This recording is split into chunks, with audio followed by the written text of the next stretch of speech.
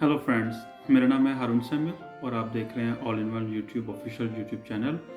और आज का जो मेरा टॉपिक है वो है आइल्स का राइटिंग टेस्ट से रिलेटेड। और इस वीडियो में सबसे पहले मैं आपको बताऊंगा आइल्स के राइटिंग टेस्ट की जो बेसिक्स हैं उसके बारे में, और उसके बाद ये एकेडमिक और जनरल जो ट्रेनिंग है इनके लिए है। और साथ में इसके बाद जो आप ये करते हैं उसके लिए जो 3 मोस्ट इम्पॉर्टेंट चीज़ें हैं वो कौन कौन सी इम्पोर्टेंट हैं और उसको आपने कैसे अटैम्प्ट करना है। सबसे पहले बताता चलूँ कि जो आइल टेस्ट जो राइटिंग टास्क है उसमें 2 उसके जो टास्क हैं, टास्क 1 है, टास्क 2। और जो राइटिंग का जो आइल टेस्ट है वो 60 मिनट्स का होता है। ठीक है, 60 मिनट्स में ऐसे कि जो फर्स्ट टास्क है वो 20 मिनट्स उसके और 40 मिनट्स जो टास्क 2 है उसके लिए। क्योंकि जो टास्क 1 है वो थोड़ा छोटा होता है राइटिंग में, इसलिए उसको उन्होंने 20 मिनट्स के लिए रखा है, और जो बड़ा है उसके लिए 40 मिनट्स है। जो आपका टास्क 1 है उसके अंदर आपने मिनिमम 150 वर्ड्स लिखने होते हैं। ठीक है, और जो टास्क 2 है उसके अंदर आपने 250 वर्ड्स लिखने होते हैं। और कोशिश करें इसे ज़्यादा ही लिखे जाएं तो बेहतर है, लेकिन आपको मिनिमम इतने वर्ड्स बेशक आप काउंट कर सकें तो ज़रूर करें। और इतने वर्ड्स मस्ट होने चाहिए, वरना आपके जो बैंड्स पे इसका अच्छा खासा इफेक्ट पड़ता है। और साथ में बताता चलूँ कि जो टास्क पहले मैं एकेडमिक की बात करता हूँ और इसके बाद जनरल की।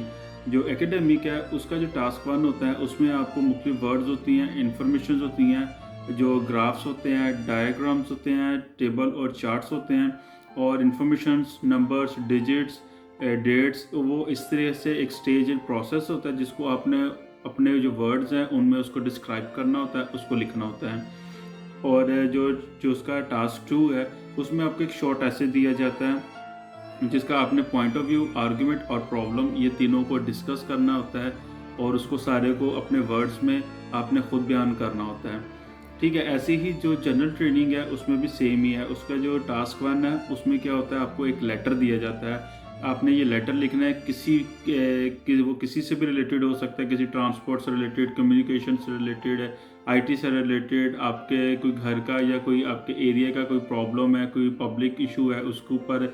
इन सब चीज़ों पर आपने ये बात करनी है, उसको लेटर लिखना है, और उसको अंदर आपने अपनी डिटेल्स और सिचुएशन बतानी होती है।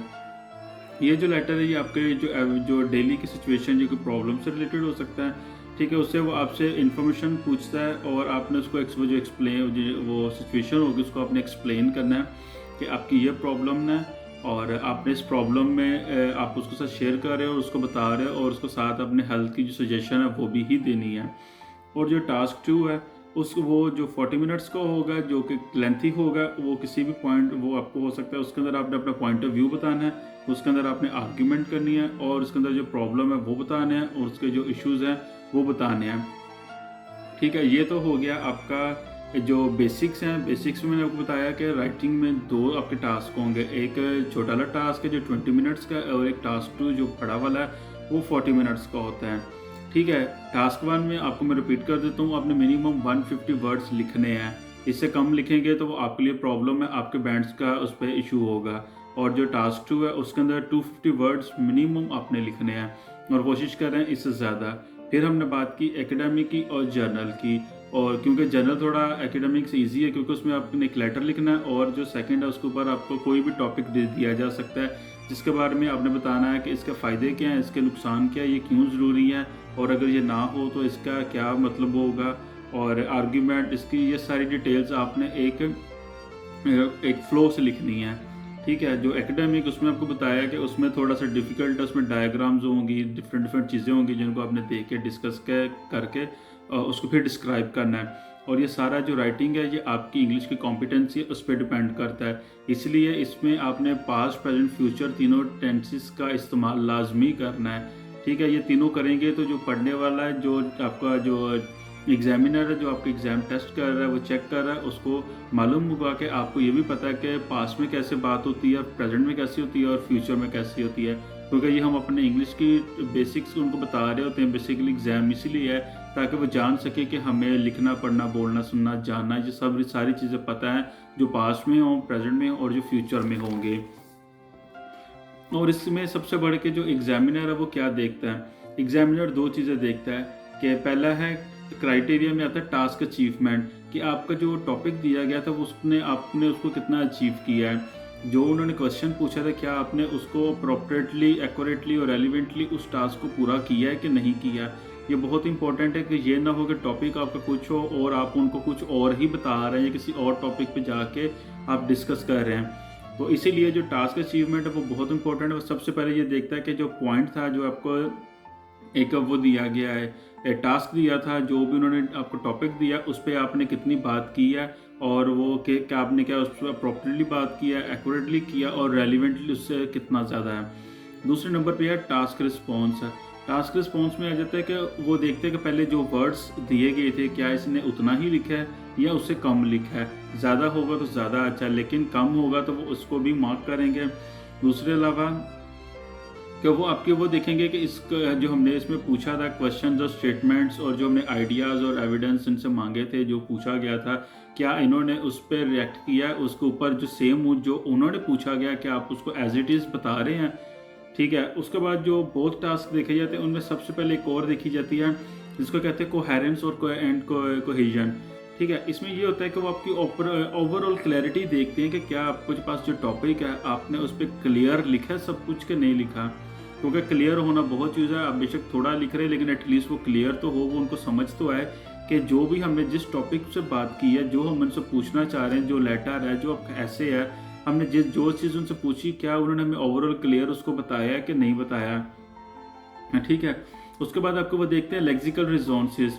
उसमें क्या होता है कि वो आपके रेंज को वो देखते हैं कि आपने वोकैबुलरी कैसे इस्तेमाल की है।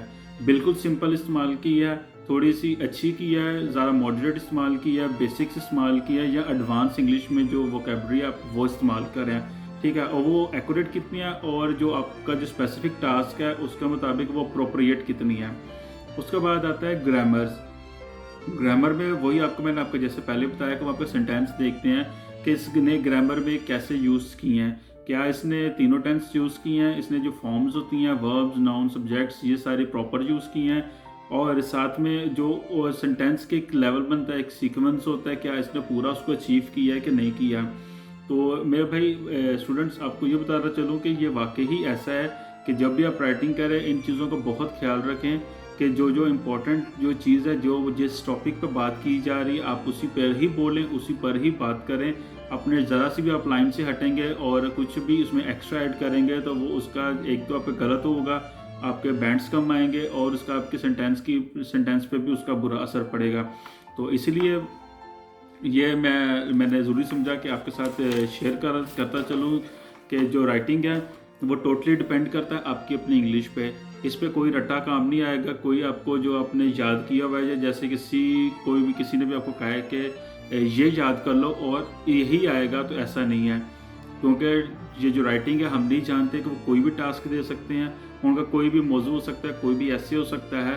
तो इसीलिए इम्पोर्टेंट है अपनी जो इंग्लिश है उसको लिख के ज़्यादा प्रैक्टिस करें और डिफरेंट जो सब्जेक्ट्स हैं उन पे लाजमी बात करें, उनको देखें, उनको पढ़ें और ज़्यादा से ज़्यादा लिखने की प्रैक्टिस करें और थोड़ा टेंसेस पे लाजमी ध्यान दें।